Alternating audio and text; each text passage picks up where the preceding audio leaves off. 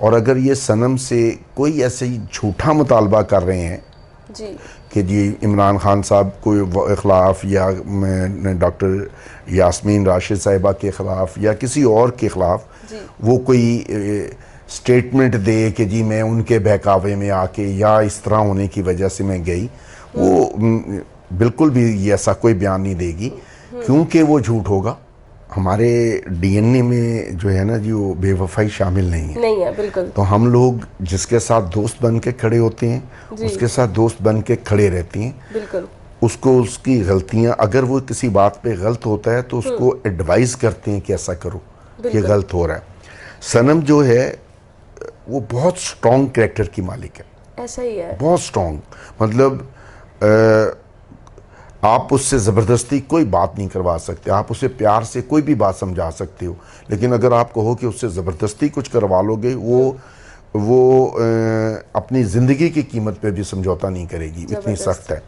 तो मुझे, और अगर मैं ये समझता हूँ कि अगर वो ये अपने लीडर की आइडियालॉजी को सही समझती है और वो खड़ी है, तो ज़िंदगी में वही लोग तारीख़ में ज़िंदा रहते हैं बिल्कुल। जो अपने मंशूर के साथ खड़े रहते हैं। कि पीपल्स पार्टी के मंशूर में आर्मी की अदालतों की कोई गुंजाइश नहीं है। चेयरमैन को पार्टी का चेयरमैन के तौर पर ऐसी कोई स्टेटमेंट नहीं देनी चाहिए थी जो पार्टी मंशूर के ख़िलाफ़ हो और जिसका नुकसान पाकिस्तान के आम शहरियों को हो। कि ये जो एटीसी और इस तरह के कोर्ट्स हैं, इनमें किसी भी पॉलिटिकल पार्टीज़ की जिसको इलेक्शन कमीशन ने रजिस्टर्ड किया हुआ एज ए पॉलिटिकल पार्टी, उसके किसी वर्कर का ट्रायल नहीं होना चाहिए। अस्सलाम वालेकुम नाज़रीन, मैं हूं आपकी मेज़बान कंवल अमानत और आप देख रहे हैं नया पाकिस्तान। नाज़रीन, इस वक्त मेरे फ्रेम में मौजूद हैं सर जावेद इकबाल साहब, जो सनम जावेद के वालिद साहब हैं। आज इनके साथ हाजिर हुए, इनके पास हाजिर हुए हैं। बहुत सारे सवालात हैं सनम जावेद के रिलेटेड और भी जितनी ख़वातीन इस वक्त जेल में हैं, कैदोबंद का उन्हें जो है वो सामना करना पड़ रहा है। जानते हैं कि जी इनकी रिसेंटली सनम जावेद साहिबा से कब मुलाकात हुई, किस सिचुएशन में है। एज अ फादर आप ये जो है वो इस तरह से इस केस को देख रहे हैं, ये भी इनसे जानते हैं, तो मेरे साथ रहिएगा। अस्सलाम वालेकुम सर। सर कैसे हैं आप? अल्लाह का करम, मैं बिल्कुल ठीक हूँ सर। बहुत शुक्रिया आपके कीमती वक्त का। सर सबसे पहले मैं यही जानना चाहूँगी कि रिसेंटली आपकी सनम जावेद साहिबा से कब मुलाकात हुई? मेरी सनम से मुलाकात को अब 4 दिन हो गए। 4 दिन से मैं दूसरी एक्टिविटीज़ की वजह से मसरूफ़ था, तो उसको मिलने नहीं जा सका। लेकिन मेरी फैमिली के लोग, मेरी वाइफ और बाकी लोग, वो उसके जो मुलाकात के औकात हैं या हफ्ते में एक दफ़ा वाला, वो जा रहे हैं। इस पीर को मैं नहीं जा सका था जी। तो इस वक्त बिल्कुल ठीक सिचुएशन में है, ठीक ठाक है, खैरियत से है? आप सिचुएशन जेल में तो ठीक नहीं होती हुई, लेकिन अगर आप उसकी स्प्रेड पूछ रही हैं तो वो बिल्कुल ठीक है, बिल्कुल ठीक है। शी इज़ फुली कॉन्फिडेंट, उसको कोई इशू नहीं है। और वो जो वो समझ रही है अपना, जिस वजह से वो वहाँ पर है, वो समझ रही है कि मैं ठीक हूँ जी। मैं वो अभी भी अपने उसी पॉइंट ऑफ व्यू पे है जो पहले दिन से थी। कमल, मैंने पहले भी 2-4 दोस्तों से जब मेरी इंटरव्यू हुआ, मैंने उनको बताया कि हम लोगों ने अपने बच्चों की तरबियत ये की है कि झूठ नहीं बोलना। मोहम्मद सल्लल्लाहु अलैहि वसल्लम के पास ना एक बद्दू आया, उसने कहा कि मोहम्मद, मेरे में दुनिया की सारी बुराइयां पाई जाती हैं, हर बुराई। तो उन्होंने कहा तुम झूठ बोलते हो? मैंने कहा जी मैं बोलता हूँ। उन्होंने बस तुमने झूठ नहीं बोलना। ठीक है।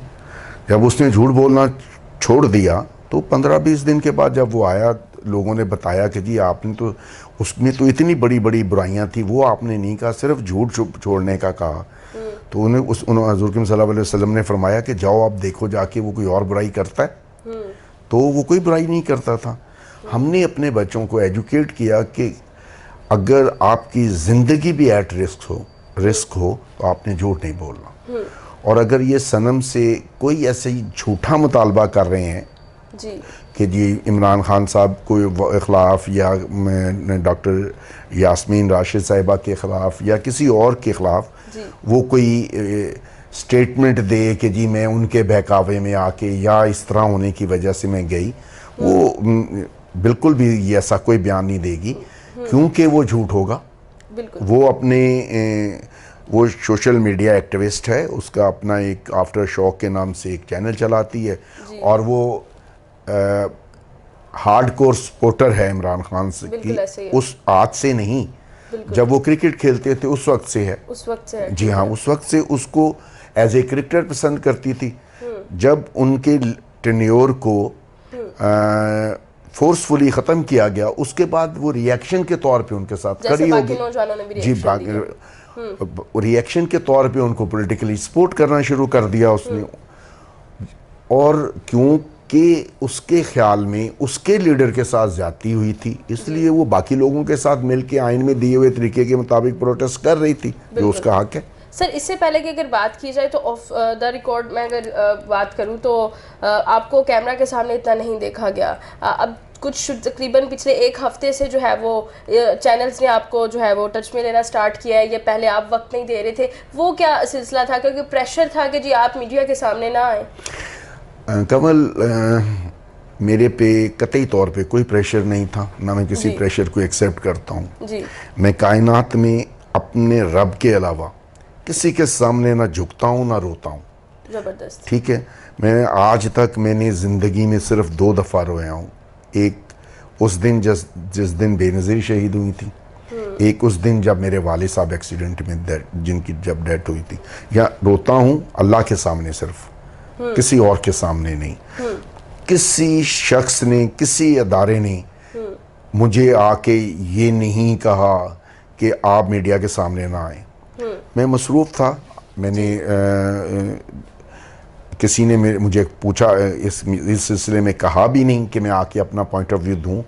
और पिछले जब से बीबी की शहादत हुई है, उसके बाद से मैंने पॉलिटिकल एक्टिविटीज़ को कम कर दिया था, क्योंकि मेरे पास एक ऑफिशियल बड़ी जिम्मेदारी है, तो मेरे पास टाइम बहुत कम होता है। और फिर सनम की अरेस्ट के बाद से डेफिनेटली मेरी रिस्पॉन्सिबिलिटीज़ उस हवाले से और ज़्यादा बढ़ गई थी। तो मैं, क्योंकि अब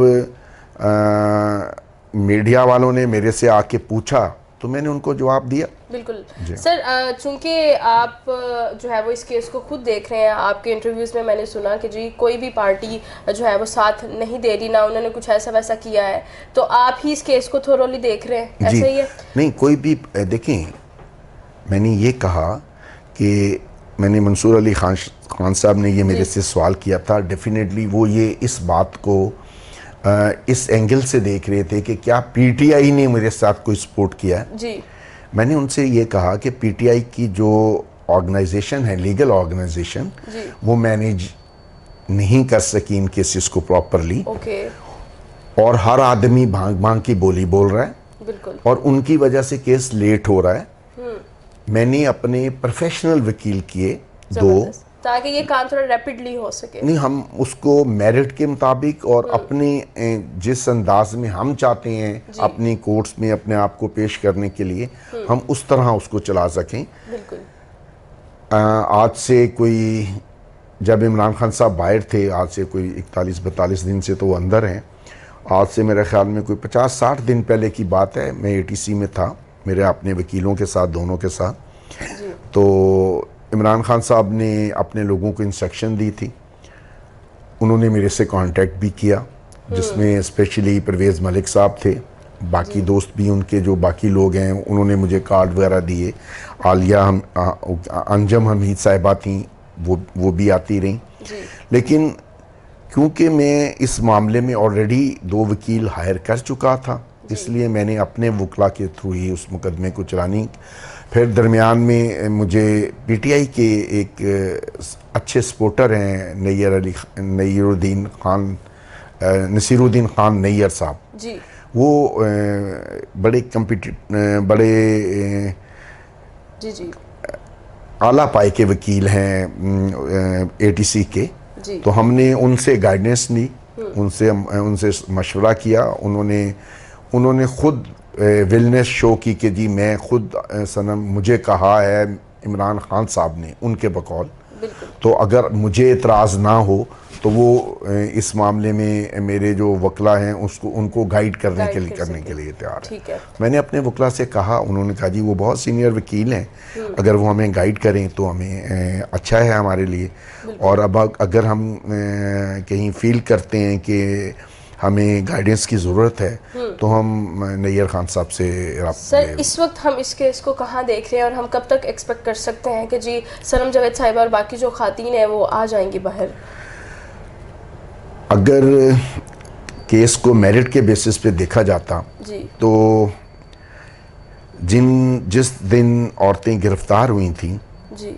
उसके ज़्यादा से ज़्यादा जो जुडिशल फिज़िकल रिमांड था, उसके बाद जो जिस दिन वो जुडिशल हुई हैं उसके 1 या 2 दिन में उन सब की बेल्स हो जानी चाहिए थी। जी। हमारी अदलिया जो है वो बहुत ज़्यादा प्रेशर में होने की वजह से प्रॉपर एक्ट नहीं कर पा रही, इसलिए बिला वजह और कुछ अदलिया में छुट्टियों के पीरियड चल रहा था, गर्मियों की छुट्टियां चल रही थी। जी।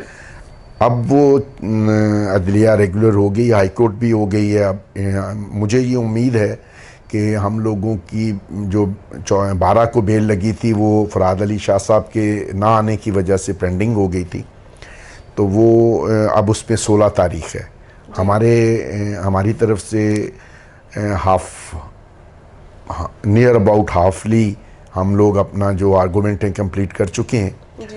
तो उसके बाद की जो सूरत हाल डेवलप हुई है वो हम 16 तारीख को फर्दर उसको अपने आर्गूमेंट करेंगे, फिर सरकारी वकील करेगा। मुझे उम्मीद है कि जो भी फैसला होना होगा, ये तो जज साहिबा बेहतर समझती हैं क्या होना है, लेकिन मुझे अगर मैं मेरिट पे एज्यूम करूं तो 16 को ज़मानत हो जानी चाहिए। और अगर वो 16 को सनम की ज़मानत हो जाती है तो जो PTI की दूसरी ख़वातीन जेल में हैं वो भी मुझे सारी सनम की तरह अजीज़ हैं, क्योंकि वो सियासी कैदी हैं। बिल्कुल ऐसे ही है। मेरी पूरी ज़िंदगी जो है सियासत में इंसानी हकूक़ और पॉलिटिकल वर्कर के हकूक़ के लिए गुजरी है। वो किसी भी पार्टी के वर्कर हों, खा वो PTI के हों। मैंने तो बल्कि अपने चेयरमैन पे इस बात पे क्रिटिसाइज़ किया कि मेरे चेयरमैन ने कौमी असम्बली में खड़े होकर ये कहा कि वो आर्मी अदलिया जो है उनकी आर्मी की जो अदालतें हैं उनकी मुखालफत सिर्फ इस बेसिस पे नहीं करेंगे कि उसके बेनिफिशरी जो हैं वो इमरान खान या उनके लोग हो सकते हैं। तो मुझे उस पर शदीद रिजर्वेशन थी। मैंने उसको बाकायदा पॉइंट आउट किया कि पीपल्स पार्टी के मंशूर में आर्मी की अदालतों की कोई गुंजाइश नहीं है। चेयरमैन को पार्टी का चेयरमैन के तौर पर ऐसी कोई स्टेटमेंट नहीं देनी चाहिए थी जो पार्टी मंशूर के खिलाफ हो और जिसका नुकसान पाकिस्तान के आम शहरियों को हो। बिल्कुल ऐसे ही है। अब वक्त आ गया है कि पाकिस्तान की पॉलिटिकल पार्टीज इकट्ठे बैठें। अगर इमरान खान साहब ने 3.5 साल पॉलिटिकल लोगों के साथ डायलॉग ना करके इस्टेब्लिशमेंट के हुक्म के जिसके मुताबिक अब वो ये कहते हैं कि ये मेरे तो इख्तियार में कुछ नहीं था और बाजवा साहब सारे मुल्क को चला रहे थे, उनको पॉलिटिकल पार्टीज़ के साथ मिलकर सिविल रूल को बहाल करने की कोशिश करनी चाहिए। ह्यूमन राइट्स की जो एक्टिविटीज़ हैं आने वाली कोई भी गवर्नमेंट हो उनके लिए मेरी ये प्रपोजल होगी कि ये जो ATC और इस तरह के कोर्ट्स हैं इनमें किसी भी पॉलिटिकल पार्टीज़ की जिसको इलेक्शन कमीशन ने रजिस्टर्ड किया हुआ एज ए पॉलिटिकल पार्टी उसके किसी वर्कर का ट्रायल नहीं होना चाहिए। नहीं होना चाहिए। पॉलिटिकल वर्कर आपके पॉइंट ऑफ व्यू से इख्तलाफ रखता है, आप उसको अगर उसने कोई जुर्म किया है तो उसको उसमें करें। वो दहशतगर्द नहीं है, वो मुल्क का दुश्मन नहीं है। उसकी आइडियोलॉजी मुल्क के लिए बेहतर है। दूसरी पार्टी उसको अपने प्रोग्राम्स के ख़िलाफ़ या आइडियोलॉजी के ख़िलाफ़ समझती है तो वो सोच का डिफरेंस उनके मुख्तलिफ है। उनके दरमियान दुश्मनी नहीं होनी चाहिए।